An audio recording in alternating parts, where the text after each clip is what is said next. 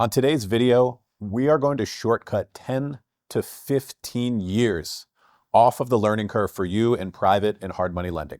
When Jason and I, my business partner, started Hard Money Bankers back in 2007, there was no YouTube videos on this subject. There were no podcasts. There were no courses we could buy. There were no groups we could join. So over the years, we have made all of this stuff to shortcut this business for you. So today we are going to go through 9 lessons that we've learned over the years that are really going to make your life so much easier and more profitable in the world of private lending. If you are ever interested in working directly with us, just click the link below, schedule a time to talk to our team. All right, let's dive in. So a lot of what is going to happen in your lending business is going to be driven by the capital that you choose. Fortunately, there is a bunch of different kinds of capital that is in our space right now, in the hard money lending space, that was not there when we started in 2007, 2008. So we're talking about private capital on your own, organized as co-lending. We're talking about raising a debt fund from high net worth individuals. We're talking about bank credit lines, and we are talking about the institutional capital that has flooded our space over the past 6-7 years. The capital that you choose is going to define a lot of what's going on. What we like to do, and what we've done since the beginning, is to work with capital that we control. Now, it comes from high net worth individuals that are savvy and they know what they're doing and they're making decisions with their own money. But at the same time, we're bringing the deals, we are packaging the deals, we are servicing the loan portfolio, and we're controlling what's going on, right? And an important way to have control of your capital is to not rely on one source, not even to rely on 2 or 3 sources. If you have high net worth individuals investing in your deals, you can have 10, 15, 20, even 50 individuals investing with you, so that if somebody backs out, decides to take their money elsewhere, decides they don't like this investment vehicle, whatever the case may be, you're not reliant on that one source of capital. Now, if you're doing everything with a credit line from a bank, that's a little scary, because if that bank pulls your line, all of a sudden you have no capital overnight. Or if you are selling all of your deals to institutional capital, they can change their guidelines overnight. And what you're quoting on Monday, you can no longer quote on Tuesday. Or if you're telling somebody they can get an 11.99% interest rate and that institutional capital raises the rates, all of a sudden the quote that you put out on Monday is no longer good on Tuesday. We don't like any of that. What we teach in our system is to raise capital that you control for the most part, right? That's an important part of it. Let's also throw in here, this model is fantastic for lending your own money. In fact, that's the way this thing started. You can make an entire business out of lending your own money only, $1 million, $2 million, whatever the number may be. It's a very, very profitable investment vehicle. And it's a huge part of our own, current setup and future. And so even besides outside capital, if you are considering just lending your own money and you want to do it safely, try not to take any losses, make sure you have the right stuff in place in terms of underwriting, insurance, everything else, click on the link below, talk to our team, and we'll see what we can do together. All right, let's keep moving on because we got a number of things to get through today. I'm a big fan of having a business partner. One, because I have a great business partner, Jason, my co-founder. He and I started this company back in 2007, like I was saying. And everybody knows who's ever started and run a business that entrepreneurship can be really, really lonely. Like, you don't have anybody who totally understands what you're going through on the same level. Now, you can have a great team, great staff that you pay, W-2 employees, and they're there to help you through every step. But they're not in the same position. They don't have the same level of risk. They might not have the same long-term dreams. For that reason, I've always been a big fan of having a business partner. And so it's something to consider. Like within our mastermind group, there are definitely people who are one owner operation and do it well. And there are people who are 2 founders, which is just as common. And I think it could be a good way to go. So something to consider, going the business partner route or not. Just wanted to put that out there. All right, let's keep moving. Define the goal. Okay, now, some of this is going to get a little surprising. The goal for us is the bottom line, is for making money that we take home. For us, for our business partners, for our staff too. You would think that every person out there who started a private and hard money lending business has that same goal. Here's the surprise. They don't. And you see this come out as time goes on. Not everybody's goal is to make money. It sounds weird, I know. But when people get in the lending industry, they start picking up these other goals that the competition or the industry throws at them, like loan portfolio size, or how many people you have on your team, or what kind of capital is getting into your deals. Like, these are maybe ancillary goals, sort of, but the real goal is the bottom line. And so if you have that goal, which is to take home as much money as possible while running a great business and having a great lifestyle, then you came to the right place. Okay, I just wanted to find that goal because you'd be surprised the stuff that you hear out there. Let's talk about bringing in deals, lead generation hacks. In our system, we always teach that lenders start with the free and close to free stuff first, both online and offline. So if we're talking about online free stuff, if you've been in business and on any level, in real estate, lending, whatever it might be, title, you have the contacts that you have met during your career so far. So the first thing you do is get all of your contacts together in one place. Could be a spreadsheet, could be a simple email system like MailChimp, something more built out like high level, whatever it might be. Get all of your email contacts and phone contacts into one place. This is really low hanging fruit because you can email broadcast them, you can text message them as long as you do it in a compliant way. You can send them voice broadcasts that hit their voicemail. Again, this stuff needs to be compliant, kind of outside the scope of this video, but a tool that we definitely use.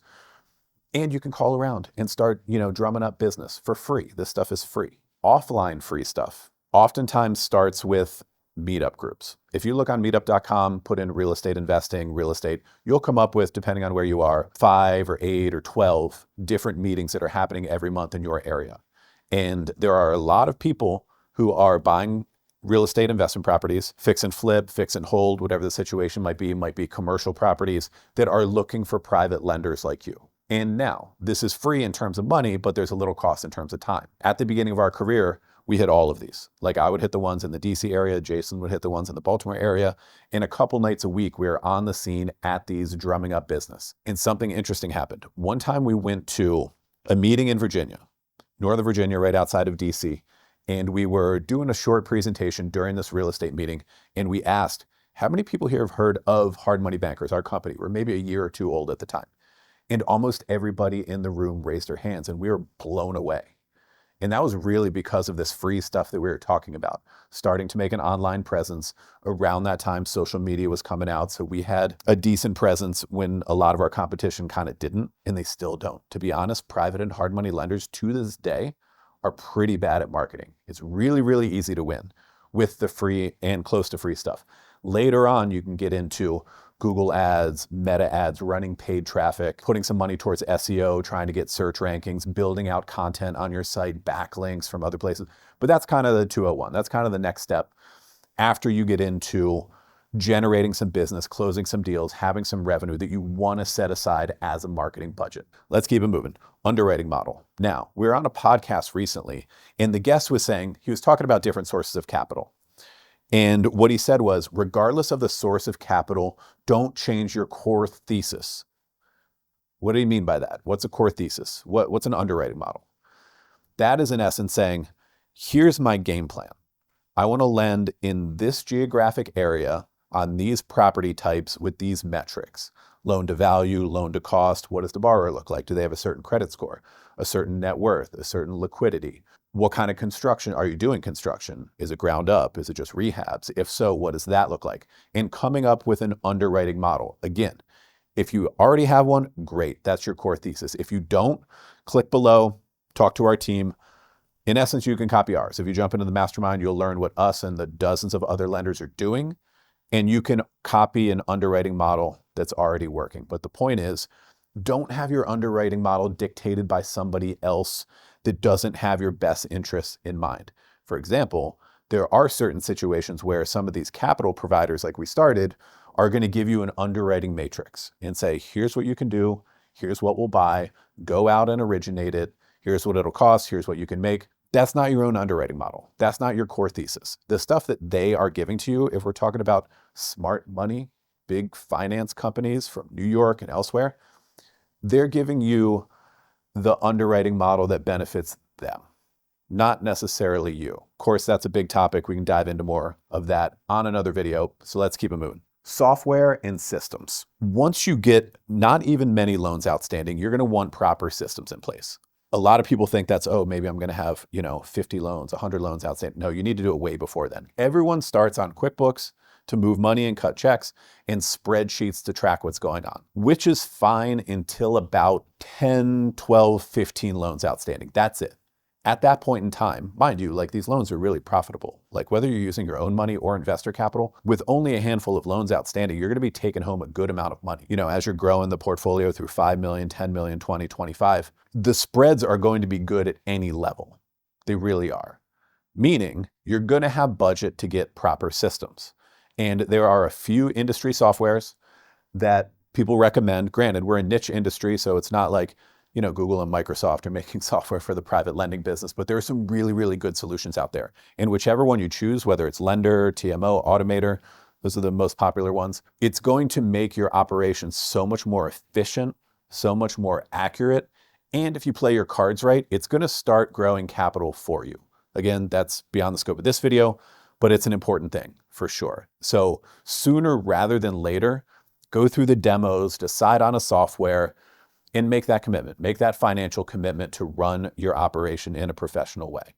It's important. Okay. Third-party providers. What do I mean by that? Anybody outside your operation that's going to assist in your loan process, whether it's getting loans done or managing them. The people I'm talking about are like inspectors are important.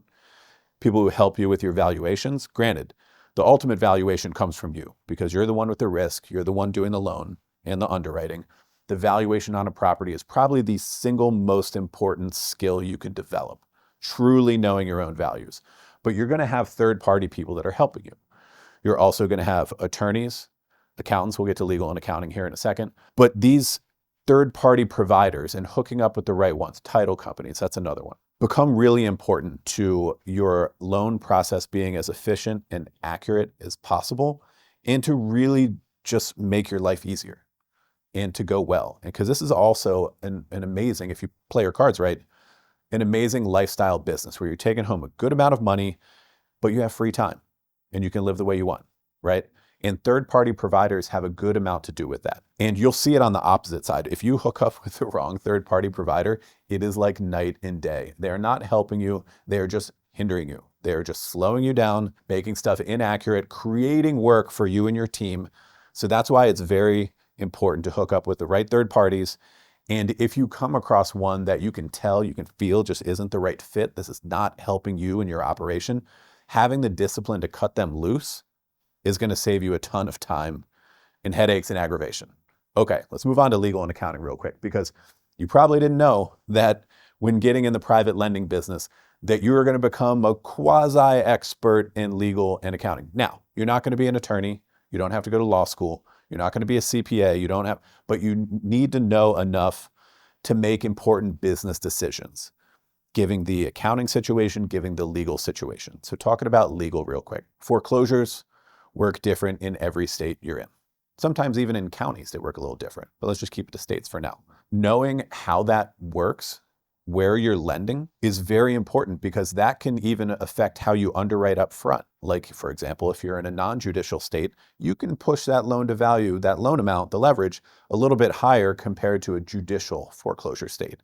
And if it is judicial, for example, are we talking a 6-month process or a 2-year process to foreclose? This affects stuff up front, right? Also, judgments.